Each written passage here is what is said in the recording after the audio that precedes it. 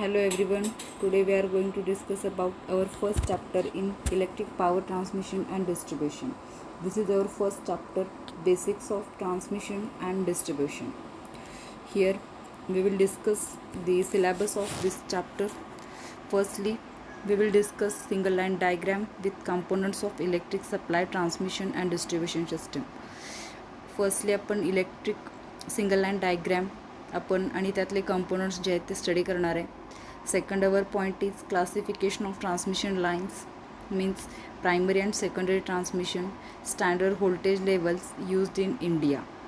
Classification of transmission लाईन्समध्ये आपण based on type of voltage level, length and others यावरती आपण डिस्कस करणार आहे या चॅप्टरमध्ये. Characteristic of high voltage for power transmission means high voltage power ट्रान्समिशन्सचे जे काही कॅरेक्टरिस्टिक्स आहेत ते पण आपण डिस्कस करणार आहे.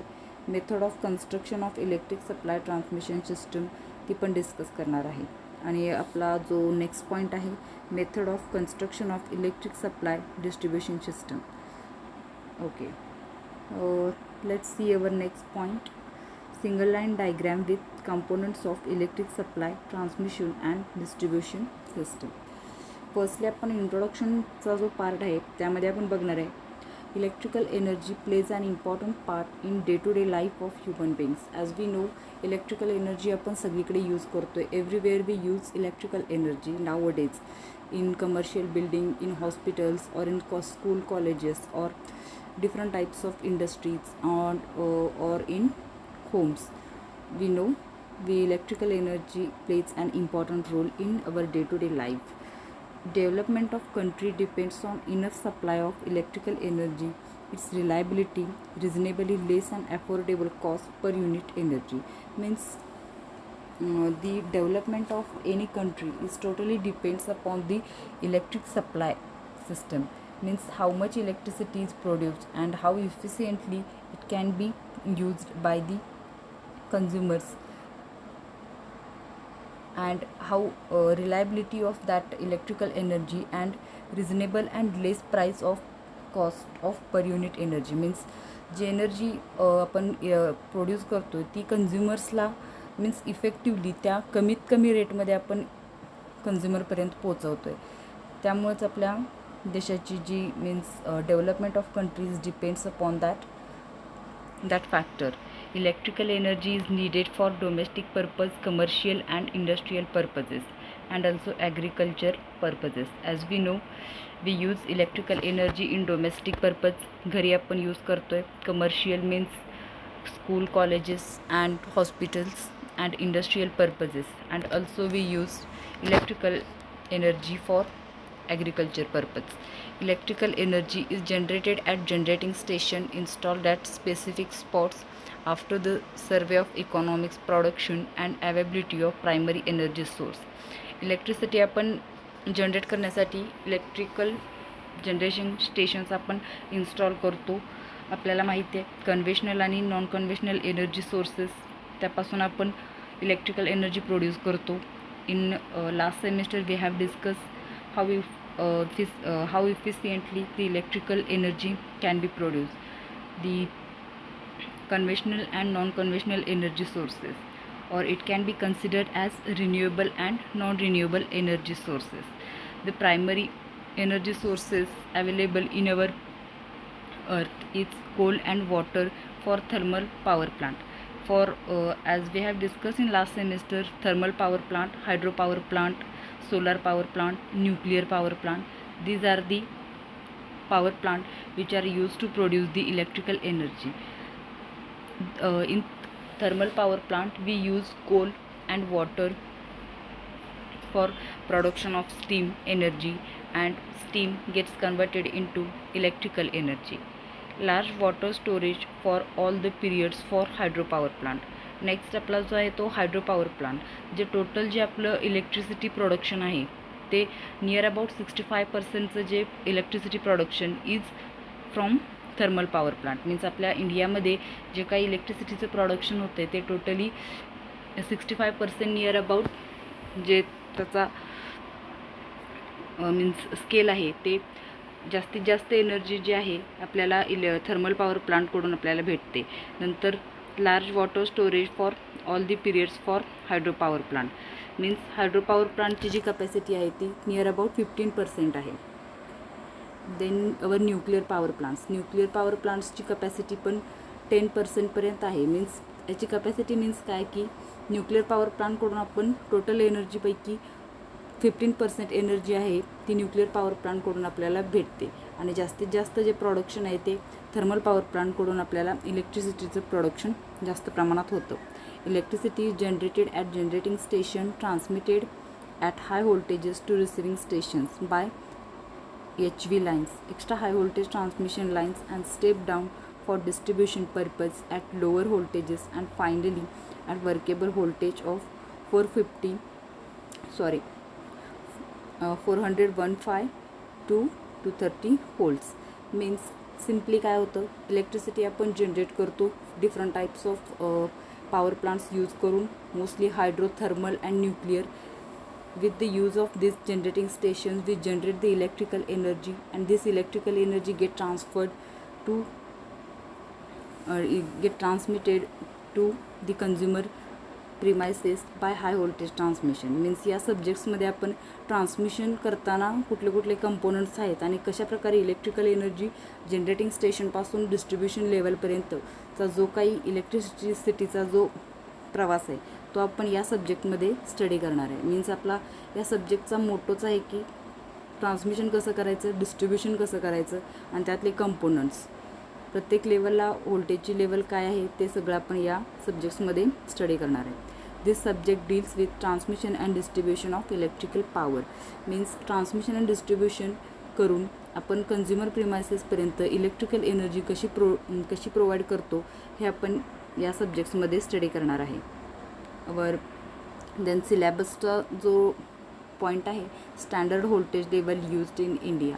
इंडियामध्ये प्रत्येक कंट्रीमध्ये त्यांच्या डिफरंट व्होल्टेज लेवल्स असतात. तर आपल्या इंडियामध्ये स्टँडर्ड व्होल्टेज लेवल्स जे आहेत त्या काय आहेत आपण इथं बघूया.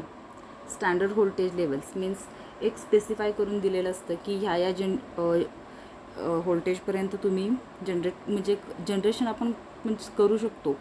इथं काय दिलं आहे, जनरेटिंग स्टेशन्सचं जो व्होल्टेज लेवल दिला 11 kV, 3.3 kV और 6.6 kV. जनरेशन तर आपण कुठल्याही व्होल्टेज लेवलला करू शकतो आहे, बट एक स्टँडर्ड गव्हर्नमेंटने असाइन केलेलं जे रेटिंग्स असतात ते स्पेसिफिक रेटिंग्स आहेत. The voltage levels at different stages right from generating stations to consumers use are given below. Means generating स्टेशनपासून ते कन्झ्युमर्सच्या प्रिमायसेसपर्यंत जात असताना किती व्होल्टेजेसमध्ये चेंज होतात. मीन्स जनरेट होणार 11 kVला, नंतर त्याचं ट्रान्समिशन करण्यासाठी आपण ते व्होल्टेज स्टेप अप करणार with the help of transformer. 11 kVचा आपण 110 kV करणार और 132 kV करणार. देन सेकंडरी ट्रान्समिशनमध्ये काय येणार, तर ते जे हाय व्होल्टेज आहे प्रायमरी ट्रान्समिशन केलेलं त्या हाय व्होल्टेजला नंतर आणि स्टेप डाऊन करणार आपण with the help of step down transformer. Then primary डिस्ट्रीब्युशनची व्होल्टेज लेवल काय आहे, तर 33 kVचं आपण 11 kV परत करणार. आणि सेकंडरी डिस्ट्रीब्युशनमध्ये काय येणार, 415 voltage to 230 volts 3 phase 4 wire system. Means जे सेकंडरी डिस्ट्रीब्युशनची जी लेवल आहे, आपल्या घरी येणारा जो डोमेस्टिक सप्लाय आहे तो 3 फेज 4 वायर असा सप्लाय असतो आहे. मग आपण सेकंडरी डिस्ट्रीब्युशनमध्ये काय करणार, 415 व्होल्टेजचं 230 व्होल्ट्समध्ये आपण कन्वर्जन केलं जातं सेकंडरी डिस्ट्रीब्युशनमध्ये.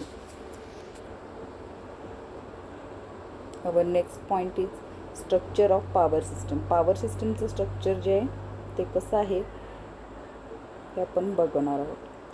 इथं आपल्याला सिंगल लाईन डायग्रॅम जे आहे ही सिंगल लाईन डायग्रॅम आहे. तर इथं दाखवलेलं आहे सिंगल लाईन डायग्रॅममध्ये AC पॉवर सप्लायची जी स्कीम आहे ती इथं दाखवलेली आहे. तर इथं फर्स्टला डायग्रॅममध्ये दिसत आहे generating stations means the power plants, hydro power plants असू देत, न्यूक्लिअर पॉवर प्लांट किंवा थर्मल पॉवर प्लांट. जनरेटिंग स्टेशन्समध्ये जे काही इलेक्ट्रिसिटीचं जनरेशन होतं ते 11 KVला आपण जनरेट करतो. जी काही इलेक्ट्रिकल एनर्जी प्रोड्यूस होते ती 11 KV या रेंजला असते. देन इथं स्टेप अप ट्रान्सफॉर्मर सिम्बॉल कसा दाखवला आहे. स्टेप अप ट्रान्सफॉर्मर म्हणजे त्याचे वाइंडिंग्स जे आहेत, प्रायमरी वाइंडिंग्सचे टर्न्स जे आहेत ते लेस दाखवलेले आहेत आणि सेकंडरीचे जे टर्न्स आहेत ते नंबर ऑफ टर्न्स जास्त दाखवलेले आहेत. म्हणजे याचं रिप्रेझेंटेशन कसं केलं आहे, step up. Step up means the सेकंडरीचे जे टर्न्स असतात ते मोर असतात ॲज कम्पेअर टू प्रायमरी. मग यामध्ये काय केलं आहे, जनरेट झालं आहे 11 KVला, ते व्होल्टेजची लेवल चेंज केली आहे. With the help of step up transformer 11 KV gets change to 132 KV. means here the low voltage gets converted into the high voltage with the help of step up transformer. This is called as primary transmission. Again, this high voltage get transmitted through transmission line, and again we use the second transformer to reduce the level of that voltage. Means here we use the step down transformer. Here the symbolic representation is that here the primary of the transformer is more number of turns and secondary is less number of turns. This means 132 KV gets converted into 32 KV.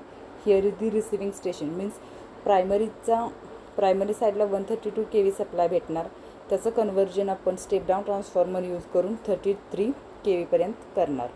Again this is called as the secondary transmission. Again step down transformer. Step down transformer नंतर आणि आपण step down transformer use करणार. 33 KVचं आपल्याला 11 KVमध्ये conversion करायचं आहे. इथं पण step down transformer आपण यूज केलेला आहे आणि व्होल्टेजची जी लेवल 132 पासून 33 केली, 33 पासून 11 KVला केली. ह्यालाच आपण प्रायमरी डिस्ट्रीब्युशन असं म्हणणार. प्रायमरी डिस्ट्रीब्युशनची जी रेंज आहे 33 KV टू 11 KV. आणि नंतर आपण दुसरा एक स्टेप डाऊन ट्रान्सफॉर्मर यूज करून जे काही 11 KVचा सप्लाय आहे तो 400 व्होल्ट डिस्ट्रीब्युशन सबस्टेशन. मीन्स आपले जे नियरबाय जे सबस्टेशन्स असतात, आपल्या घरी येणारा जो सप्लाय आहे इलेक्ट्रिक सप्लाय तो जो येतो तो सेकंडरी डिस्ट्रीब्युशन सिस्टीममधून आलेला असतो. तर इथं काय केलं जातं तर अनादर सबस्टेशनकडून 11 KV सप्लाय तिथं त्या सबस्टेशनमध्ये आलेला असतो.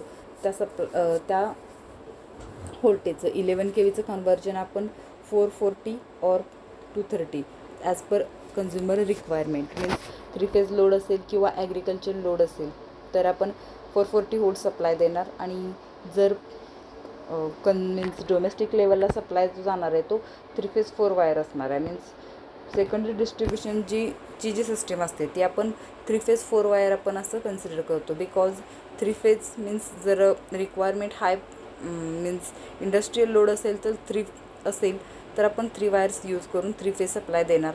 आणि त्यातली कुठली पण एक आपण फेज कन्सिडर करून आणि न्यूट्रल कन्सिडर करून फेज आणि न्यूट्रल असा सिंगल फेज सप्लाय आपण डोमेस्टिक लेवलला देत असतो. This is the secondary distribution. This is all over the diagram of schematic diagram of power system. Generally generating station इथं दिलेलंच आहे. Generating station power is generated at generating stations at 11 KV voltage. Generation जे होत असतं ते 11 KVला होत असतं. Advantages of transmitting power at high voltage is reduction in size of conductor, better performance of transmission process. Means high व्होल्टेजला transmission केल्यामुळे आपला जो काही कंडक्टरची जी साईज आहे ती कमी लागते. बिकॉज लॉसेस जे असतात ते कमी झालेले असतात. High transmission voltage in India is 400 KV. इंडियामध्ये जी ट्रान्समिशन व्होल्टेज लेवलची जी काही रेंज आहे ती 400 KV पर्यंतची आहे. Then primary transmission power at high voltage that is 132 KV is transmitted by means of primary transmission. Means primary transmission जे आहे ते 3 phase 3 wire system आपण कन्सिडर करतो. देन सेकंडरी ट्रान्समिशन आपण डायग्रॅमॅटिकली बघितलं की 132 KVचं 33 KVमध्ये कन्व्हर्जन केलं जातं. मीन्स रिसिविंग स्टेशनमध्ये आपल्याला 33 KV सप्लाय भेटतो with the help of step down transformer. ही सिस्टीम जी आहे ती सुद्धा 3 फेज 3 वायर सिस्टीम आपण कन्सिडर करतो. Tower line or iron poles is use for this. Yes. Then primary डिस्ट्रीब्युशनमध्ये काय, त्या आलेल्या रिसिविंग एंडला जे 33 KV व्होल्टेज आहे त्याचं कन्व्हर्जन आपण 11 KVमध्ये करतो with the help of step down transformer. आणि सेकंडरी डिस्ट्रीब्युशनमध्ये काय आहे तर 11 KVचा जो सप्लाय आहे तो स्टेप डाऊन केला जातो up to 400 volt 3 phase 4 wire for the secondary distribution. Advantage of using 3 phase 4 wire system is that we can use for industrial load as well as for the domestic load. 3 phase and single phase supply can be used depending upon the consumer's demand. Means 3 phase 4 wire system जे आहे secondary distribution सिस्टीमलाच आपण 3 phase 4 wire system म्हणतो. त्यामध्ये काय होतं तर single phase supply पण आपण घेऊ शकतो as per the requirement of consumer. Then this one line diagram can be represented by simple blockची जी ही डायग्रॅम आहे, block diagram of power system. Energy sources hydrothermal nuclear generating station. हे जे सोर्सेस आहेत ते यूज करून आपण प्रोडक्शन करणार इलेक्ट्रिसिटीचं जनरेटिंग स्टेशनचं कन्व्हर्जन हाय व्होल्टेजचं करणार with the help of transmission system. Means 11 KVचं 132ला कन्व्हर्जन होणार. Then again with the help of transformer we reduce the voltage levels from 132 to 33. Again we step down the voltage level up to the level of 11 kV, and finally at the secondary distribution system we convert 11 kV to 400 or 230. This is the simple block diagram of power system.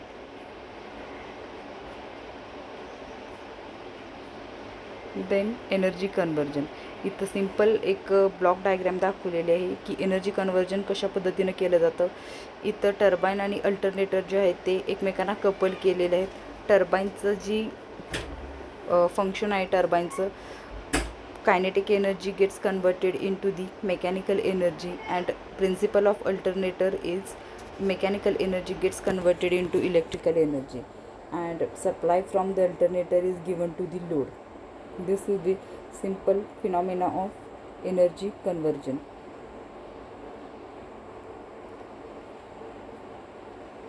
Again, necessity of transmission line.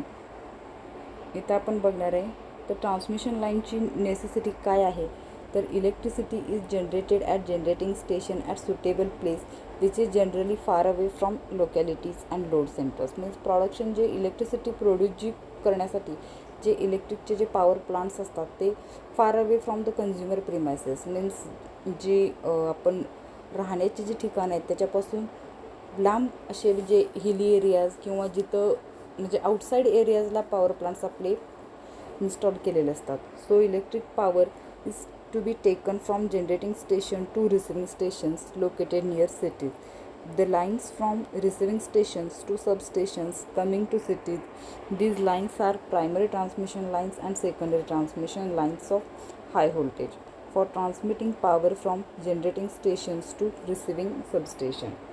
A high voltage transmission line has less power line loss and require small size of conductor in comparison with low voltage. Due to this we transmit the voltage at high voltage level. Means जे काही high voltage हाय करून आपण का transmit करतो आहे त्याचं reason इथं आहे की जे लॉसेस जे आहेत आणि जो कंडक्टरची साईज जी एरिया जो आहे तो पण कमी होतो because of the high voltage. त्यामुळे लॉसेस आणि आपला जो एरिया आहे कंडक्टरचा तो कमी होतो. त्यामुळे सेविंग होते, कॉस्ट कमी लागते ट्रान्समिशन करण्यासाठी electrical energy. That's why we use high voltage for the transmission, and after that we step down the voltages. Main components needed for transmission line. आता इथं दाखवलेलं आहे की कंपोनंट्स कोणते कोणते लागणार आहेत ट्रान्समिशन लाईन आपल्याला एक मीन्स त्याचं कन्स्ट्रक्ट करण्यासाठी. तर लाईन कंडक्टर्स लागणार आहेत. Conductors obviously electrical power transmit करायचे आहे तर कंडक्टर्स तर लागणार. कंडक्टर्स कॉपर आणि ॲल्युमिनियमचे आपण यूज करतो mostly. Aluminium conductor steel reinforced ACSR conductor आपण यूज करतो बिकॉज कॉस्ट जी आहे कॉपरची ती जास्त असते ॲज कम्पेअर टू ॲल्युमिनियम. आणि ॲल्युमिनियमची जी काही स्पेसिफिक ग्रॅव्हिटी आहे मीन्स त्याचं ॲल्युमिनियमचं जे वेट आहे ते लो असतं ॲज कम्पेअर टू कॉपर. त्यामुळे आपण ॲल्युमिनियमचा कंडक्टर प्रेफर केला जातो. लाईन सपोर्ट्स मीन्स तुम्हाला आउटसाईडला इकडं तिकडं बघितलं तर कुठेही दिसेल की पोल्स असतात सपोर्ट्स करायला. लाईन सपोर्ट्स म्हणजेच पोल्स इन शॉर्टमध्ये. पोल्सवर क्रॉस आर्म्स असतात. क्रॉस आर्म्सवर इन्सुलेटर प्लेस केलेले असतात आणि इन्सुलेटर्सच्या वरून किंवा त्याच्या थ्रू इलेक्ट्रिकल कंडक्टर्स ॲल्युमिनियमचे पास केलेले असतात. क्रॉस आर्म्स मीन्स ते आयर्न किंवा स्टीलचे क्रॉस आर्म्स बनलेले असतात ते आपण यूज केलेले असतात.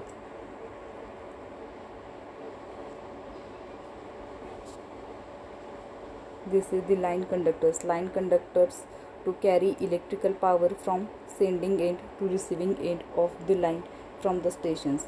Means इलेक्ट्रिकल पॉवर कॅरी करण्यासाठी आपण इलेक्ट्रिक कंडक्टर्स यूज करणार आहे. नॉर्मली मोस्टली आपण ACSR कंडक्टर्स यूज करणार. लाईन सपोर्ट्स देन इन्सुलेटर्स जे असतात ते लिकेज करंट जो काही लाईनमधून लाईन जेव्हा एनर्जाईज असते त्यावेळेला त्यातून लिकेज करंट पास होऊ नये म्हणून आपण इन्सुलेटर प्लेस केलेला असतो. आणि जे काही लाईन्स असतात त्या इन्सुलेटरच्या वरून किंवा इन्सुलेटरच्या थ्रू त्याच्यामधून पास केले जातात जेणेकरून जो काही करंट आहे तो खाली ग्राउंडला येऊ नये. देन क्रॉस आर्म्स जे असतात ते लाईनला सपोर्ट करण्यासाठी आणि त्यावर इन्सुलेटर क्रॉस आर्मवरच प्लेस केलेले असतात. Okay, we will cover next part in next lecture.